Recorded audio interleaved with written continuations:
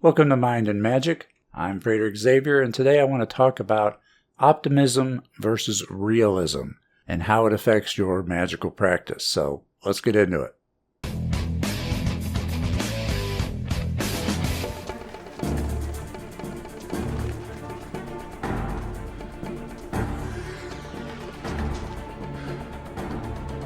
Strong focus on what I want.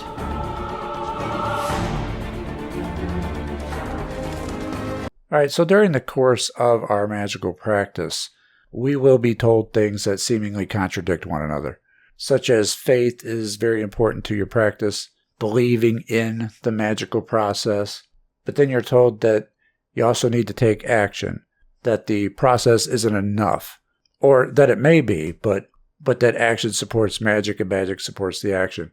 And when things seemingly contradict each other like this, you need to find a balance. This is somewhat of an example of optimism versus realism. It's a great thing that you're optimistic going into your ritual or spell work, but realism dictates that you need to take some additional steps to quicken the pace along, so to speak. We're just coming out of a deep freeze here in the Midwest, and it's been below zero for the longest time, a good week and a half or so, sub-zero wind chills. And we take care of a small feral cat colony out on our patio. And my girlfriend's just like, oh, they'll be fine. They'll be fine. She's really optimistic about it. They'll be okay. Now, this is the time of year when cats will like climbing up in their cars if they don't have any other shelter to get out of the wind and cold. And I'm thinking, yeah, they probably will be fine because I put some heated shelters out there for them. See, that's my act of realism there. Like, yeah, they may be okay. But realistically, if I don't put some shelters out there, there's a good chance they may freeze to death.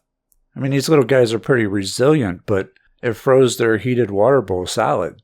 So I give that analogy because optimism is very, very important to your magical practice. I mean, without it, you're probably not going to succeed. It's like the perspective of the glass half empty and the glass half full. Whichever way you view it, you're right. And so if you conduct your magical practice with pessimism instead of optimism, then things are probably going to fail. So optimism, you have to have it. You have to have faith in what you're doing. But at the same time, you can't be so naive to believe that that's all it will take. Sometimes it is all it will take, but not every single time. So there really needs to be a balance between the two. You want to be optimistic, but yet realistic at the same time. How realistically is what you're doing magic for likely to occur if you weren't doing magic for it? And what steps would you take if you didn't perform magic for it? This is part of stacking magic that I've talked about in the laws of magic. Taking some extra steps in a more realistic approach. A big part of the problem is that a lot of people tend to believe that it's either got to be one or the other. Like it's an either or situation. Like if you have a major goal for your life and you did magic to help you achieve that goal, many people just stop there. Well, I don't need to do anything else. I did magic for it. Or let's say they didn't do magic and they're just taking the steps to do that goal without magic. Now, you and me know that magic can help out with that, as most of us have had some pretty astounding results that our magic has brought about. So what I'm saying is that you can do both. You don't have to quit after doing magic. You just move on to the mundane actions that you then need to take. And people have wrote me asking about this very thing. Like, how can you fulfill the law of least expectancy if you move on to mundane actions because you have to think about doing the actions to do them? And again, it's a balance. You put everything into your magic while you're doing the magic.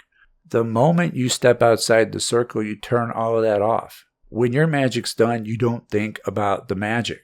You then move on to the mundane actions as if you never did the magic and take your additional steps there. You're being realistic while also being optimistic by putting faith in your practice. And of course, I make it sound easier than it is. Sometimes balancing these things can be a bit tricky, but that's really the way it needs to be handled. When you're in the circle, you focus on your magic, and when you're out of the circle, you don't focus on that magic anymore. You may start planning out your next operation, but you get your mind off of the one that you've done. And you don't put any more thought to it, and hopefully you already have your to-do list ready to go. We just had a lesson on to-do lists. You have your to-do list ready to go for all the mundane actions that you need to take to support your goal, to support the operation that you're not thinking about any longer. So that way you don't have to think about it. You can just go do it, right? Because you've already thought about it. You've already put it down on your list. You can just go ahead and get it done. And that's another reason I enjoy to-do lists so much that I didn't mention in that video, because it helps get your conscious mind off of things. You've already wrote it down. You don't have to think about it again. You just pick up your to-do list and you just go do it. There's not a lot of thought that you have to put into it, and so it's easier to fulfill that law of least expectancy, as you can still work towards your aim, but without your mind having to dwell on the magic that you have done. So that's how we strike a balance between optimism and realism, as both are vital to your magical practice. You have to be optimistic yet realistic, and you need to keep your practice within the realm of reality. If you're doing magical operations and rituals, casting magic for, I don't know, say being the king of Neptune or something, then it's probably not likely going to happen, because there is no path forward for the magic to make that possible. Magic operates in currents or channels. It's very electric in nature, in that it's going to find a path to complete the task, typically the path of least resistance. Another law of magic, by the way. If there are no paths open to you, if there are no channels for the magic to take, then the magic will fail. And it could take some pretty wild paths. Magic can make things happen that otherwise wouldn't, in order to fulfill your request.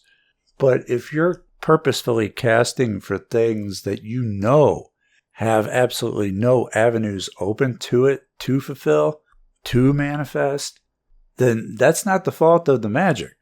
That's the fault of the magician. You need to keep your magic within the realm of reality. Now, I like to keep mine on the edge. I like to make things not so easy, not so common, perhaps even unlikely, but still within the realm of possibility. And while it's true that magic can manifest the seemingly impossible, that doesn't mean that it's good magic to cast for the seemingly impossible, at least not on a regular basis. Otherwise, you're just going to be wasting a lot of time and energy. So, that'll about do it for today. If you'd like to learn more about these and other laws of magic, I'm going to give 25% off for the duration of the course, plus a 1-month free trial for you to check it out through the links in this video and description. Check out mindandmagic.com for other programs and courses that you may be interested in. My social media links will be up momentarily, and I will see you next time. Take care.